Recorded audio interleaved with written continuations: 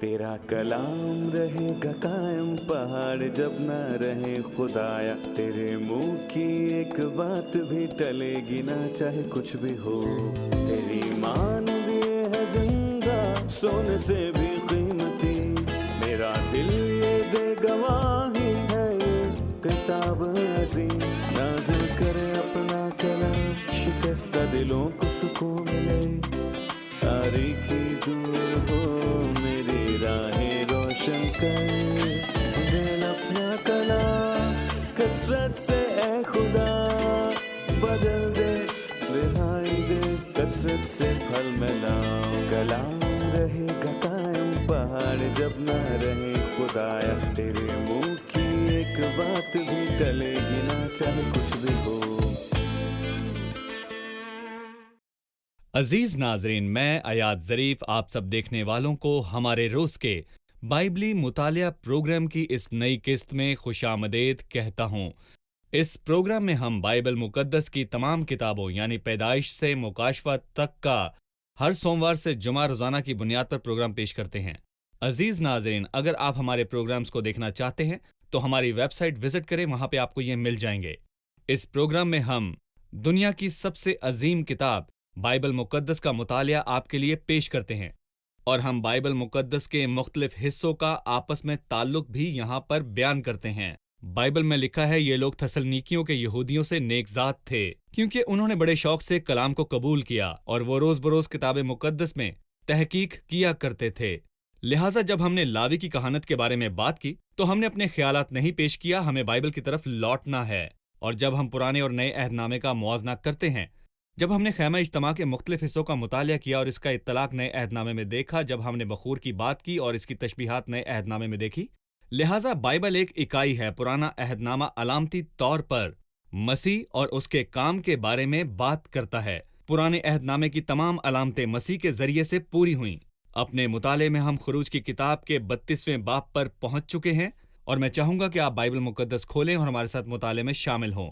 और अगर आपका कोई सवाल हो तो हमें ईमेल कीजिए, खुदावंद के फजल से हम उसका जवाब जरूर देंगे। लेकिन प्रोग्राम के बाकायदा आगाज से पहले मैं स्टूडियो में मौजूद खुदा के खादिम भाई यूसुफ रियाज को खुशामदीद कहूंगा। बहुत शुक्रिया भाई। साथ ही स्टूडियो में मौजूद दीगर मेहमानों को भी खुशामदीद।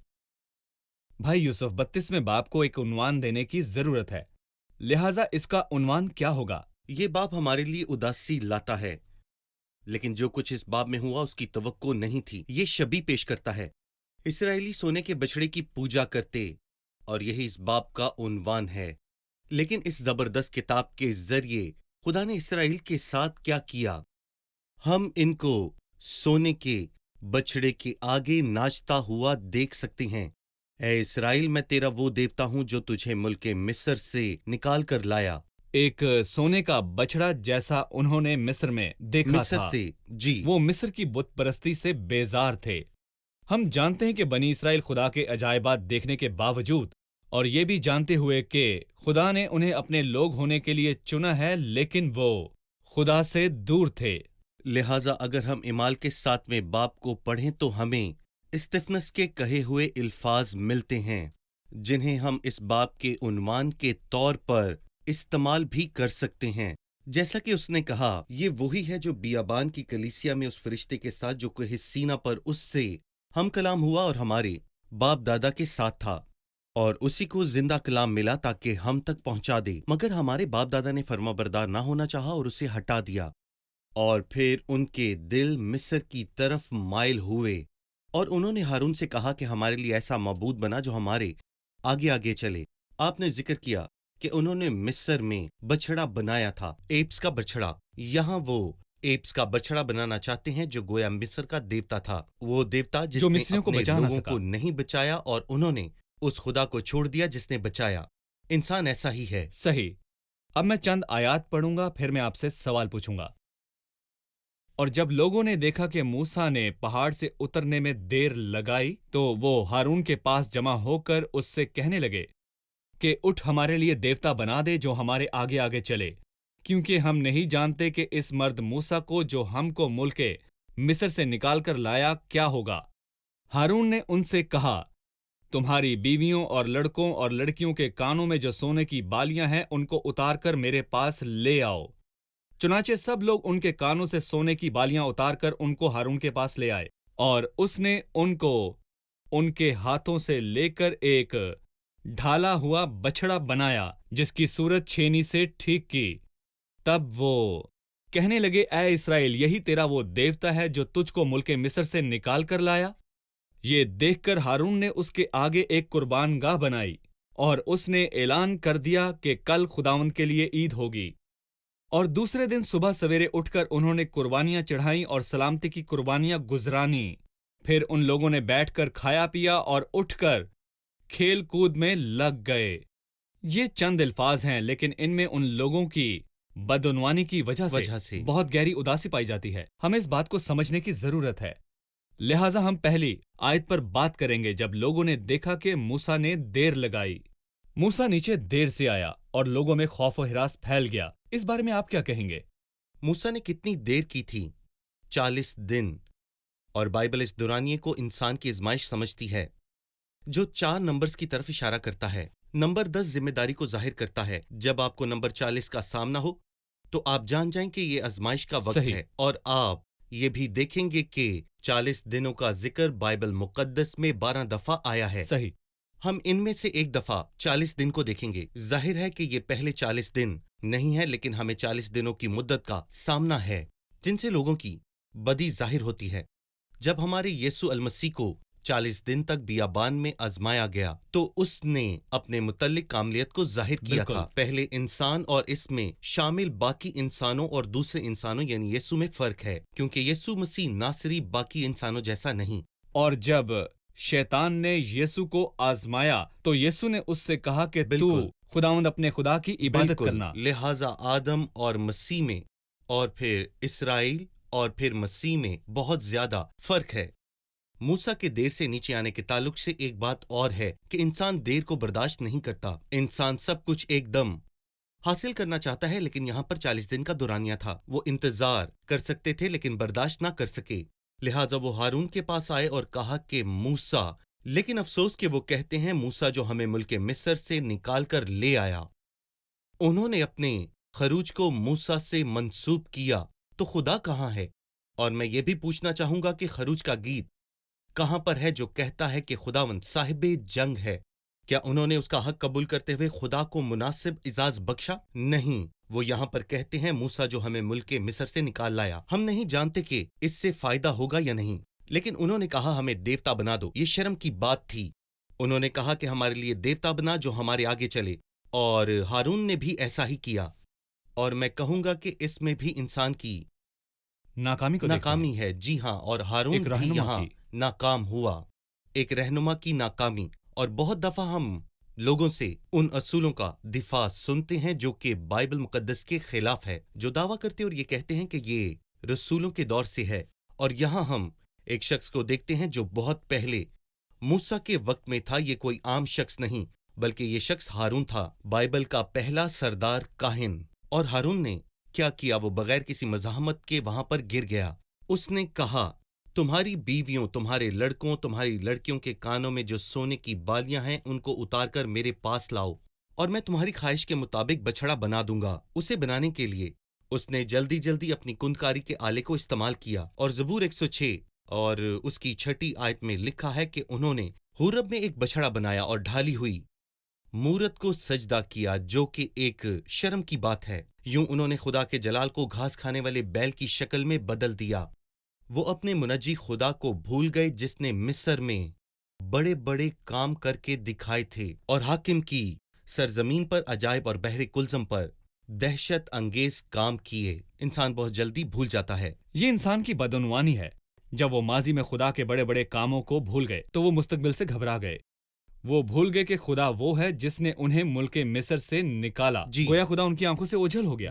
वो कहने लगे, मूसा हमें मुल्के मिस्र से लाया, लेकिन अब हमारी क़यादत कौन करेगा?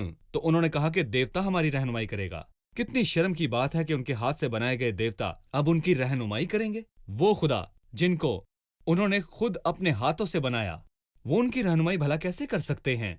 अब मैं चाहूंगा कि आप हारून के कहे गए अल्फाज पर बात करें। बाइबल में लिखा है कि हारून ने मज़बा बनाया, मतलब कि बछड़ा ढालने के बाद उसके आगे एक कुर्बानगाह बनाई और उसने ऐलान कर दिया کہ کل खुदाउन के लिए ईद होगी, लिहाजा आप इसके बारे में क्या कहेंगे? यहोवा के लिए ईद, और यहाँ इससे मुराद एलोहीम है। उन्होंने खुदा का नाम 2 दफा पुकारा, पहली दफा ये कहते हुए कि ये तुम्हारा देवता एलोहीम है, और दूसरी दफा उस बछड़े की तरफ इशारा है। सारी ईदें खुदावंद के लिए होंगी जो यहोवा है। और उन्होंने कहा कि अगरचे शरीयत का ये तीसरा हुक्म है, लेकिन वो पहले या फिर दूसरे या फिर तीसरे हुक्म को पूरा करने में नाकाम रहे। उन्होंने हुक्मों को तोड़ा। पहला हुक्म है तुम मेरे हजूर गैर माबूदों को ना मानना। दूसरा हुक्म तो अपने लिए कोई तराशी हुई मूरत ना बनाना, और उन्होंने बनाई। तीसरा हुक्म कि तू अपने खुदावंद खुदा का नाम बेफायदा ना लेना, और वो मुकम्मल तौर पर नाकाम हो गए। लेकिन शरीयत दिए जाने से पहले 19वें और 24वें बाब में लोगों ने मूसा से ये कहा कि जो खुदा ने फरमाया हम वो सब करेंगे, और उन्होंने मूसा की हौसला अफजाई की कि पहाड़ पर चलो, और वो नाकाम हुए। सही। हम एक छोटे से वक्फे के बाद दोबारा हाजिर होंगे।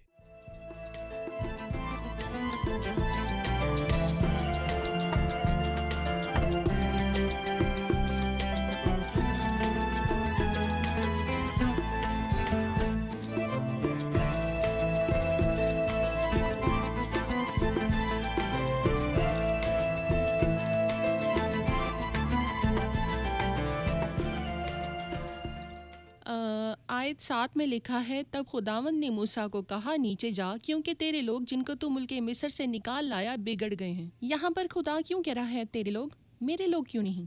जी भाई, खुदा के मामलात में जब लोग गुमराह हो जाते हैं तो उनका एहतराम नहीं किया जाता, वो उसके साथ मंसूब किए जाते हैं। मसलन होसिया की किताब में खुदावन ने होसिया से कहा कि उसे अपने बेटे का नाम लुआमी रखना चाहिए, जो कि एक इब्रानी नाम है जिसके नाम का मतलब है मेरे लोग नहीं, वो उसके नहीं। और खुदावंत के लिए कुछ लोग ऐसे हैं जिन्हें वो अपने लोग कहने से नहीं शर्माता, जैसे कि अब्राहम, इसहाक और याकूब। और खुदा इसराइलियों का खुदा कहलाने से नहीं शर्माता। लेकिन उन्होंने खुदा से किस किस्म की वफादारी की कि वो खुदा की बार बार तौहीन करते रहे। इसलिए खुदाम ने कहा कि उन्होंने अपने आप को बिगाड़ लिया। जरा तसव्वुर कीजिए, जब एक शख्स के अंदर बिगाड़ पैदा होता है तो उसका इलाज कैसे हो सकता है? अगर आपके पास गोश्त हो और वो किसी वजह से खराब हो जाए तो वो आपको कोई फायदा नहीं दे सकता, और आप चाहेंगे कि जल्द से जल्द आप इससे छुटकारा पा लें। लोगों के एमाल एक तरतीब में वाक़े हुए, जैसे कि बाइबल 7वीं आयत में कहती है, नीचे जा क्योंकि तेरे लोग बिगड़ जी। गए हैं। फिर 8वीं आयत में बाइबल मुकद्दस कहती जी। है, वो उस राह से जिसका मैंने उनको हुक्म दिया था बहुत जल्द फिर गए हैं। उन्होंने अपने लिए ढाला हुआ बछड़ा बनाया, उसे पूजा और उसके लिए कुर्बानी चढ़ाई। यहाँ एक बिगाड़ की सूरत हाल नजर आती है। अगर आप हमारी जिंदगियों की छोटी छोटी गलतियों पर हमें तंबीह करना चाहते हैं तो आप इससे हमें क्या बताना चाहते हैं और हम कैसे सीख सकते हैं? बिल्कुल, सादगी से की गई इब्तिदा बहुत छोटी होती है। बाइबल में बदी और गुनाह को खमीर से तशबीह दी गई है। इसका काम छोटे से ही शुरू होता है। खमीर जिसे एक औरत ने 3 पैमाने आटे में मिला दिया, इससे क्या नतीजा निकला? सारा खमीर हो गया, या बिगड़ गया, या खमीर से भर गया। गुनाह का हाल भी ऐसा ही होता है, ये छोटा होता है फिर बढ़ता है। इसलिए यूहन्ना अपने खत में ये कहता है कि ए बच्चों, अपने आप को बुतों से बचाए रखो। हम लुग़वी मानों में बुत लाएंगे और इनको सिजदा करेंगे, लेकिन हौस एक बुत था, पैसे से प्यार एक बुत है, और बहुत सारी चीजें जिन्हें हम इस्तेमाल करते हैं दिल को पुरकशिश लगती हैं और शायद कब्जा कर लें और बुत की सूरत इख्तियार कर लें। सही। खुदावंद हमें मोहतात रहने का फजल अता जी। करे। 10 ता 14 आयात में खुदा अपने गुस्से का इजहार करता है और वो अपने लोगों के खिलाफ एक फैसला करना चाहता है, लेकिन मूसा ने उनकी शफायत की। बराह करम आप खुदावंद के रद्द अमल और मूसा की शफायत के ताल्लुक से हमें बताइए। जैसा कि हमने देखा कि खुदावंद मूसा को एक बड़ी पेशकश करता है, तो मुझे अब छोड़ दे ताकि मैं उन्हें भस्म कर दूं और मैं तुझे एक बड़ी कौम बनाऊंगा। आज पूरी दुनिया में इसराइल का नाम हर जगह पर लिया जाता है। खुदा ने जो कहा अगर मूसा मान लेता तो मूसा का नाम हर जगह पर जुबान ज़दे आम हो जाता, और माजी में मूसा को फिरौन की बेटी का बेटा होने का आला एजाज मिला, लेकिन उसने रद्द कर दिया। लेकिन यहाँ पर खुदामंद खुद मूसा को एक बड़ी पेशकश कर रहा है, लेकिन मूसा शुरू ही से काबिल एहतराम शख्स है। आए इस्तिस्ना 33 में देखते हैं, جس میں اس کے آخری الفاظ ہیں اے یسرون خدا کی مانند کوئی نہیں، اور کہتا ہے مبارک ہے اسرائیل تو خدا کی بچائی ہوئی قوم ہے۔ خدا کی مانند کون ہے؟ سو تیری مانند کون ہے؟ خروج کے 22ویں باب میں جس کا ذکر ہے، مصر کے لوگ یہ کیوں کہہ پائیں کہ وہ ان کو برائی کرنے کے لیے نکال لے گیا تاکہ ان کو پہاڑ پر مارے۔ موسیٰ کہتا ہے کہ اے خداوند مجھے تیرے نام کی فکر ہے اور یہ بھی دیکھ کہ یہ تیری قوم ہے۔ اے خدا مجھے تیری قوم کی فکر ہے۔ موسیٰ وہ شخص ہے جسے خدا کے نام کی فکر ہے اور اس سے بڑھ کر خدا کی شہرت کی، اور شاید اسی لیے موسیٰ آخری نمبر پر آتا ہے۔ زبردست، لیکن وہ ہر لحاظ سے مرد خدا ہے۔ جیسا کہ آپ جانتے ہیں موسیٰ شاید وہ پہلا شخص ہے جسے مرد خدا کا لقب دیا گیا، اور پوری بائبل میں موسیٰ ہی واحد مرد خدا تھا۔ صحیح۔ 15ویں آیت میں موسیٰ پہاڑ سے نیچے آیا۔ میں کچھ اور آیات پڑھوں گا، ضرور۔ پھر آپ سے سوال پوچھوں گا۔ اور موسیٰ شہادت کی دونوں لوہیں ہاتھ میں لیے ہوئے الٹا پھرا اور پہاڑ سے نیچے اترا، اور وہ لوہیں ادھر سے اور ادھر سے دونوں طرف سے لکھی ہوئی تھیں، اور وہ لوہیں خدا ہی کی بنائی ہوئی تھیں، اور جو لکھا ہوا تھا وہ بھی خدا ہی کا لکھا اور ان پر کندہ کیا ہوا تھا۔ اور جب یشوع نے لوگوں کی للکار کی آواز سنی تو موسیٰ سے کہا، لشکرگاہ میں لڑائی کا شور ہو رہا ہے۔ لیکن اس نے کہا، یہ آواز نہ تو فتح مندوں کا نعرہ ہے، نہ مغلوبوں کی فریاد، بلکہ مجھے تو گانے والوں کی آواز سنائی دیتی ہے۔ اور لشکرگاہ کے نزدیک آ کر اس نے وہ بچڑا اور ان کا ناچنا دیکھا۔ تب موسیٰ کا غضب بھڑکا اور اس نے ان لوگوں کو اپنے ہاتھوں میں سے پٹک دیا اور ان کو پہاڑ کے نیچے توڑ ڈالا۔ اور اس نے اس بچڑے کو جسے انہوں نے بنایا تھا لیا اور اس کو آگ میں جلایا، اور اسے باریک پیس کر پانی پر چھڑکا اور اسی میں سے بنی اسرائیل کو پلوایا۔ میں چاہوں گا کہ آپ موسیٰ کے رد عمل کے بارے میں ہمیں کچھ بتائیے۔ میں موسیٰ کے رد عمل پر بات کرنے سے پہلے بہت دفعہ موسیٰ پر رکتا ہوں۔ وہ ماتم کرتا ہے۔ بائبل بتاتی ہے کہ موسیٰ دونوں لوہیں جو دونوں اطراف سے لکھی ہوئی لوہیں تھیں اور وہ خدا کی بنائی ہوئی تھیں، اور اس کی لکھائی خدا کی لکھائی تھی، اور وہ لوہیں اب تک کی سب سے بڑی یادگار بن گئیں۔ ایسی لوہوں کا تصور کریں جو خدا نے بنائی اور لکھی بھی ہوں، اگر وہ ابھی موجود اور اگر ہوتی۔ کسی شخص کو اس کی ایک جھلک دیکھنے کے لیے دنیا کے آخری کونے تک بھی جانا پڑتا تو وہ شخص ضرور جاتا۔ افسوس ہے کہ موسیٰ نے انہیں پہاڑ کے نیچے توڑ ڈالا تھا۔ یہ موسیٰ کی طرف سے کوئی احمقانہ رد عمل نہیں تھا، بلکہ یہ ایک قابل فہم رد عمل ثابت دانشمندی ہوا۔ سے۔ بے شک، کیونکہ اگر وہ لوہوں کے ساتھ خیمے میں داخل ہوتا تو شاید وہاں پہ جتنے لوگ بھی تھے وہ سب کے سب مر جاتے، وہ لوہوں پر لکھے حکم کیونکہ توڑ انہوں نے چکے پہلے تھے۔ ہی وہ احکامات توڑ دیے تھے صحیح۔ جنہیں ماننا چاہیے تھا۔ افسوس کہ موسیٰ نے دونوں احکامات توڑ دیے۔ اور اس کے بعد ایک اور کہانی ہے، اس کہانی سے بھی زیادہ افسوسناک لوہوں کی کہانی نہیں جو خدا نے بنائی اور خدا نے ہی لکھی، بلکہ ایک انسان مجسم کلام جو یہ کہتے ہوئے بولتا ہے، میرے لیے ایک بدن تیار کیا، اور یہ خدا کا کام تھا، اس کا کام اور اس کی تحریر تھی۔ وہ اپنے اقدام میں اور اپنی چپ میں، وہ اپنے کلام اور اپنی خاموشی میں کتنا عظیم خدا ہے۔ مگر اسے آخر ہوا کیا تھا؟ وہ خیمے کے باہر نہیں توڑا گیا، وہ خیمے کے اندر مصلوب کیا گیا تاکہ انسان نجات پائے، میری اور آپ کی نجات۔ لہٰذا اگر ہم اسرائیل کو لوہیں توڑے جانے کا ذمہ دار سمجھ رہے ہیں تو ہم اپنے لیے کیا کہیں گے؟ آئیں اس کی تعریف کرتے ہیں جو اس نے ہمارے ساتھ کیا، اور اسے اپنی شکر گزاری، شکرانے اور خراج تحسین پیش کرتے ہیں۔ صحیح۔ ہم ایک چھوٹے سے وقفے کے بعد دوبارہ حاضر ہوں گے۔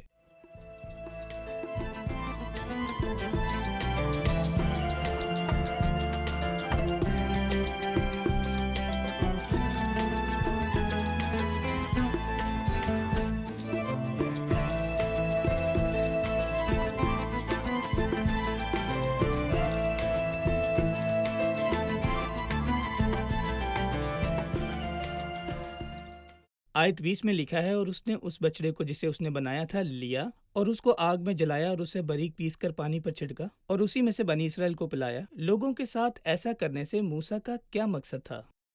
جی بھائی، شاید وہ دن موسیٰ کے لیے بدترین دن تھا، کیونکہ اس نے اپنے لوگوں کو बछड़े के आगे नाचते हुए देखा था। लेकिन मेरा ख्याल है कि वो दिन मूसा के लिए एक बदतरीन दिन भी साबित हुआ। उसने कलाम के हर लिहाज से मर्द खुदा की हैसियत से रद्द अमल किया। वो पहाड़ पर लोगों के लिए शफायत कर रहा था। नीचे आकर वो खुदा के अमल के साथ खड़ा हुआ और उसने क्या किया? उसने उस बछड़े को जो उन्होंने बनाया था जला डाला और उसे बारीक पीसकर पानी पर छिड़का और उसी से बनी इसराइल को पिलवाया। उसने कुव्वत और इख्तियार के साथ रद्द अमल किया क्योंकि वो मर्द खुदा है। और ये कहा जाता है कि सोने में मिला हुआ पानी एक ऐसी चीज है जो किसी शख्स में कह करने की ख्वाहिश को उभारती है। सो मूसा उन्हें गोया जो उन्होंने किया उसका मजा चखाने के लिए कह रहा है। उसने उन्हें पीने पर मजबूर किया, लिहाजा जो कुछ उन्होंने खाया सब उगल दिया। लोगों ने बैठकर खाया पिया और उठकर खेल कूद में लग गए। उसने उन्हें खेलते हुए पकड़ा, रंगे हाथों पकड़ा। उन्हें रंगे हाथों पकड़ा। उसने उन्हें पीने दिया ताकि जो कुछ उन्होंने खाया था वो सब कुछ उगल दें जो बुतों को पेश किया गया। सही। और फिर 21वीं आयत में मूसा ने हारून से कहा कि इन लोगों ने तेरे साथ क्या किया था जो तूने इनको इतने बड़े गुनाह में फंसा दिया। हारून ने कहा कि मेरे मालिक का गजब ना भड़के, तू इन लोगों को जानता है कि बदी पर तुले रहते हैं। चुनाचा इन्हीं ने मुझसे कहा कि हमारे लिए देवता बना दे जो हमारे आगे आगे चलें, क्योंकि हम नहीं जानते कि इस आदमी मूसा को जो हमको मुल्क मिस्र से निकाल कर लाया क्या हो गया। तब मैंने उनसे कहा कि जिस जिसके हाथ सोना हो वो उसे उतार लाए। बस उन्होंने उसे मुझको दिया और मैंने उसे आग में डाला तो यह बछड़ा निकल पड़ा। हारून के अल्फाज के बारे में उन्होंने कैसे बदउनवानी की। लेकिन मूसा फिर भी बहादुर था और ताकतवर जो खुदा के साथ हर वक्त खड़ा रहा था। मूसा और हारून में देखें तो हारून नहायत हिचकिचाता था, लेकिन हम देखते हैं कि मूसा ने क्या कहा। मूसा ने हारून से कहा कि इन लोगों ने तेरे साथ क्या किया था जो तूने इनको इतने बड़े गुनाह में फंसा दिया। उसने ये नहीं कहा वो तुम पर लाए, बल्कि तुम इन पर लाए, तुम एक रहनुमा हो। लेकिन अफसोस कि जिस लम्हे उन्होंने उन्हें देवता बनाने के लिए कहा तो उसने कहा कि अपने जेवर लाओ। 24वीं आयत, जिस जिसके पास सोना हो वो उसे उतार लाए, पस उन्होंने मुझको दिया और मैंने उसको आग में जला दिया। निकल पड़ा। ये नाराज करने वाले अल्फाज हैं। और ये बछड़ा निकल पड़ा और उसने इस अंदाज में उससे झूठ बोला कि छोटे बच्चे भी ऐसा नहीं करते। उस वक्त हारून बूढ़ा शख्स था, तकरीबन वो 83 बरस का था और वो खुदा का सरदार काहिन था और लोगों में वो पहला था। हारून, तुम ये कैसे कर रहे हो? तुमने इन्हें कैसे इस गुनाह में फंसा दिया? तुमने कैसे इनकी बात मान ली? तुम्हें मज़ाहमत करने और मना करने की जरूरत थी। और जब हम एक रहनुमा की हैसियत से लोगों को गलत चीजों से खुश करने की कोशिश करते हैं, हम उन पर गुनाह लाते हैं।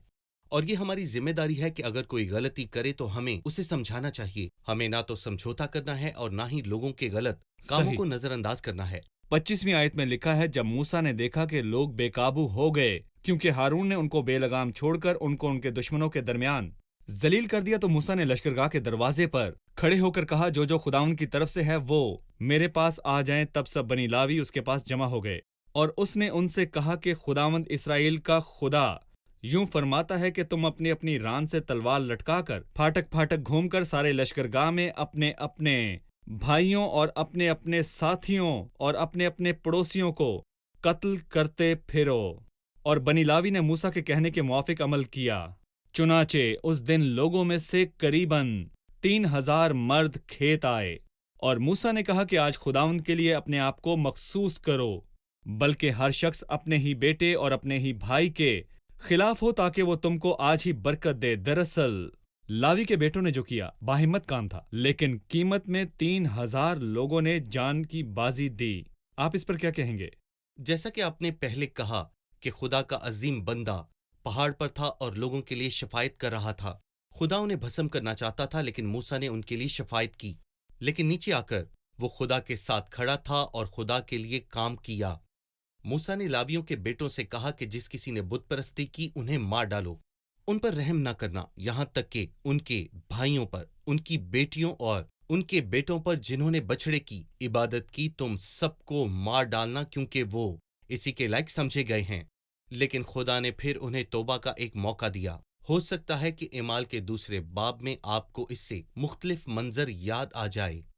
پینتیکوست پر روح القدس نازل ہوا اور 3000 لوگ بچائے گئے، لیکن یہاں پر شریعت دی گئی اور 3000 لوگوں کو مارا گیا۔ تاہم دوسرے کرنتھیوں کے 3 باب میں روح القدس کے عہد کو راست بازی کا عہد کہا جاتا ہے اور شریعت کے عہد کو موت کا عہد کہا جاتا ہے۔ شریعت کے عہد کو ہم موت کا عہد کیوں کہتے ہیں؟ ایسا عہد جو موت لاتا ہے، جو کہ شریعت ہے، جبکہ راست بازی اور زندگی روح القدس لاتا ہے۔ موسیٰ پہاڑ پر لوگوں کی شفاعت کرنے اور پھر نیچے آ کر خدا کے عظیم جلال کے لیے اور اس کی عظمت کے لیے کھڑا رہتا ہے۔ دوسرا کرنتھیوں 3 باب، جس کا حوالہ اس آیت کے معنی بیان کرنے کے لیے ابھی آپ نے ہمیں دیا، کیونکہ لفظ مار ڈالتے ہیں۔ جی، لفظوں کی خدمت شریعت کی خدمت ہے، جس سے 3000 لوگ مر گئے، لیکن روح القدس کے وسیلے جو فضل ہوا، اس سے 3000 لوگ بچ گئے۔ ہم خدا کا شکر ادا کرتے ہیں۔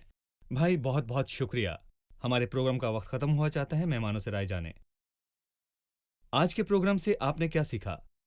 ہم نے سیکھا کہ جب بنی اسرائیل خدا کے کاموں کو بھول گئے اور یہ کہ وہ انہیں مصر سے نکال کر لایا، تو وہ خوف زدہ ہو گئے اور ہارون سے کہا کہ ان کے لیے دیوتا بنائے۔ ہم بھی جب خدا کے کاموں اور ہمارے اوپر اس کی پروردگاری کو بھول جاتے ہیں تو ہم بھی خوف زدہ ہو جاتے ہیں اور دوسرے راستے تلاش کرتے ہیں۔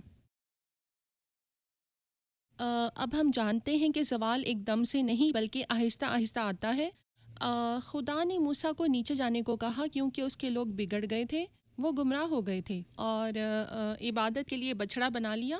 لہٰذا برائی خمیر کی طرح تھوڑے سے شروع ہوتی ہے، جیسے خمیر شروع ہوتا ہے اور پھر بڑھتا ہے۔ ہم نے دیکھا کہ خدا نے موسیٰ سے کہا نیچے جا، کیونکہ تیرے لوگ جنہیں تو ملک مصر سے نکال لایا ہے، لہٰذا خدا کو ناپاکی پسند نہیں، اس لیے خدا نے لوگوں کو موسیٰ سے منسلک کیا۔ شکریہ، خدا آپ کو برکت دے۔ بھائی آپ کا بھی خدا شکریہ۔ برکت دے۔ عزیز ناظرین، آج کی قسط میں ہم نے سیکھا، لہٰذا ہمارے سامنے کچھ بھی ایسا نہیں ہونا چاہیے جو ہمارے ذہنوں کو تبدیل کرے اور خدا کی عقیدت سے دور لے جائے۔ خدا جس نے ان لوگوں کو بچایا اور انہیں ملک مصر سے نکال لایا، صرف وہی ان سے عبادت اور عقیدت لینے کے لائق ہے۔ لیکن افسوس کہ لوگ بگڑ گئے اور ایک بچڑا بنا لیا، انہوں نے بچڑے کی عبادت کی، اور در حقیقت ابھی بھی خدا اپنے جلال کے لیے رشک کرتا ہے، اور یہ سب کچھ ہم گزشتہ اقساط کے ذریعے سے جانتے ہیں، اور گزشتہ ابواب میں بھی ہم نے یہی سیکھا کہ ساری عزت اور جلال صرف اور صرف ہمارے خداوند یسوع مسیح کے لیے ہے، اور ہم یہ بھی جانتے ہیں کہ تصاویر اور بت ہمیں خدا سے دور لے جاتے ہیں۔ یہاں تک کہ مسیحی برادری میں جب ایک بت یا تصویر عبادت کے لیے رکھا جاتا ہے تو یہ بت پرستی میں تصور ہوتا ہے۔ بچڑے کے سامنے جھکنا بت پرستی تھی، لہٰذا مصر میں زندگی گزارنے کی وجہ سے لوگ مصریوں کے دیوتاؤں اور سونے کے بنے ہوئے بچڑے سے بہت زیادہ متاثر ہوئے تھے، اور آج بھی ہم دیکھتے ہیں کہ بت پرستی مسیحیوں کی جماعتوں میں پائی جاتی ہے، تصویروں کے ذریعے اور مجسموں کے ذریعے، یہاں تک کہ آدمیوں کی عبادت جو دلوں اور آنکھوں کو مسیح سے دور لے جا رہی ہے۔ یاد رکھیں، خدا نے کہا میں اپنا جلال کسی اور کو نہیں دیتا، لہٰذا عزت، عبادت، اعتراف اور عقیدت صرف مسیح کی وجہ سے ہے۔ پس ہمیں اپنے گھروں، زندگیوں اور دلوں کو ہر اس چیز سے پاک کرنا ہے جو ہمارے دلوں کو ہمارے زندہ خداوند یسوع مسیح سے دور کرتا ہے۔ اگلے پروگرام میں پھر ملاقات ہوگی۔ خداوند آپ سب کو برکت دے۔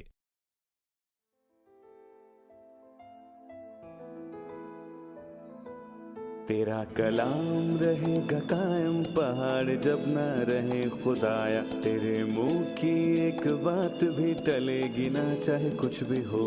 تیری مانند یہ ہے زندہ، سونے سے بھی قیمتی، میرا دل یہ دے گواہی ہے، یہ کتاب عظیم نازل کرے اپنا کلام، شکستہ دلوں کو سکون ملے، تاریکی دور ہو میری راہیں روشن کر، دل اپنا کلام کثرت سے اے خدا بدل دے، رہائی دے کثرت سے پھل ملاؤ۔ کلام رہے گا قائم، پہاڑ جب نہ رہے خدایا، تیرے منہ کی ایک بات بھی ٹلے گی نہ، چاہے کچھ بھی ہو۔